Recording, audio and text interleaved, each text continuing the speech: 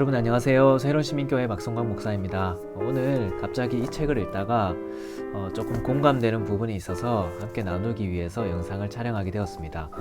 C.S. 루이스의 책을 보면 공부를 하다가 의문점이 생겼을 경우 선생님께 그 문제를 여쭈어 보기보다는 옆에 있는 친구에게 물어볼 때 더 잘 해결되는 경우가 자주 있습니다.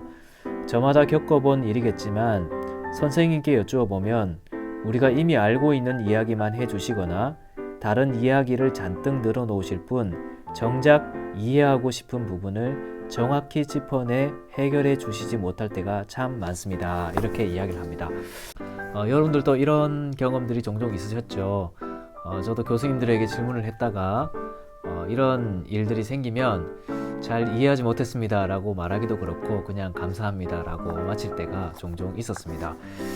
여러분, 왜 함께 배우고 있는 학생이 선생님보다 더 큰 도움을 줄 수 있을까요? 루이스는 이렇게 말합니다. 우리가 친구에게 설명을 부탁하는 문제는 그도 최근에 고민해본 문제입니다. 반면 전문가인 선생님은 그 문제를 너무 오래전에 겪어서 이미 그 일에 대해 잊어버렸습니다.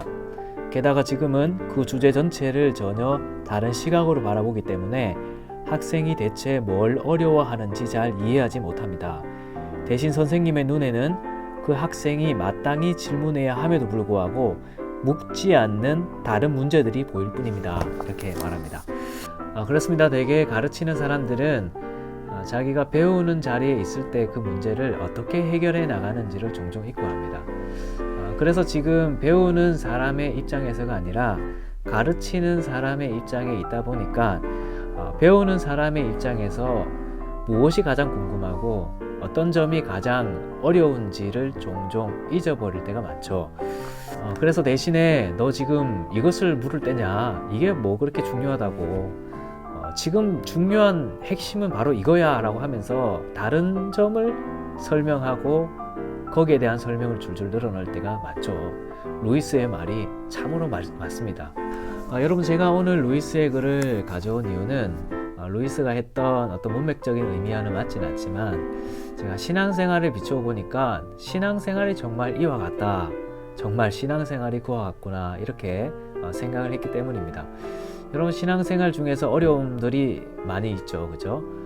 우리가 신앙생활 하다 보면 어려움들을 많이 만납니다. 그럴 때마다 우리가 누구에게 도움을 받을 수 있을까? 이런 점을 우리가 생각해 보면 대개 가르치는 자의 입장에 있는 사람보다 함께 그런 어려움을 당하고 있는 사람들이 더 큰 도움이 될 때가 훨씬 많죠. 물론 교회의 목회자분들이 많은 도움을 줄 수 있겠죠. 그런데 목회자분들도 가르치는 자의 입장에 있다 보니까 신앙을 배워나가는 분들이나 또 신앙의 어려움을 당한 사람의 입장에서 또 설명하는 부분에 어려움이 있을 수도 있겠죠. 지금은 저도 예를 들어서 아이를 양육하고 있다 보니까 우리 성도님들 아이들 양육하는 중에 당하는 어려움들 제가 더 잘 알고 또 이해하기 때문에 그에 맞는 어떤 신앙적인 도움을 줄 수 있을 것입니다.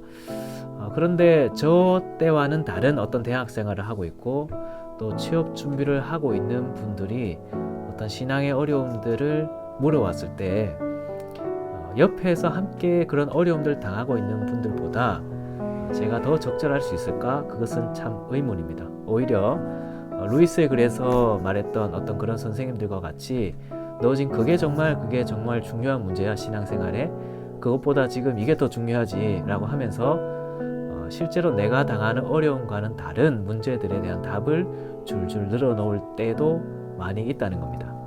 여러분, 그렇기 때문에 신앙생활에 있어서 정말 많은 도움을 줄 수 있는 사람들은 어찌 보면 바로 옆에서 함께 신앙생활하는 분들이죠. 반대로 말하면 신앙의 어려움을 당하고 있는 자들에게 가장 큰 힘과 위로가 될 수 있는 분들은 바로 여러분들입니다. 저는 이것이 정말 건강한 교회라고 생각합니다.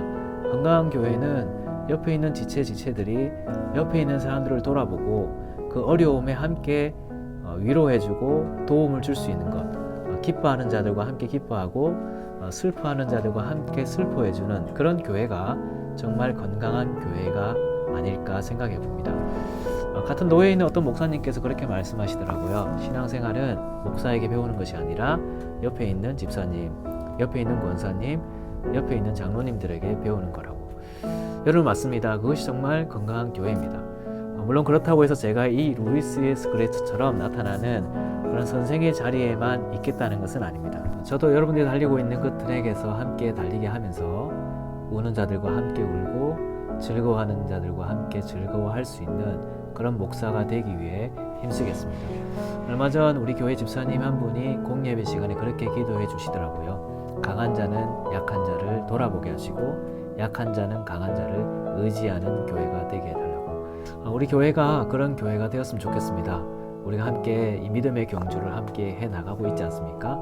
함께 이 달리기를 하는 중에 힘들어하는 자들, 낙오한 자들, 뒤쪽에 있는 자들 우리 함께 돌아보면서 강한 자는 약한 자를 돌아보고 또 약한 자는 강한 자를 의지해서 함께 이 순례의 길을 완수하는 그런 건강한 공동체, 그런 건강한 우리 교회, 새로운 시민교회가 되었으면 좋겠습니다.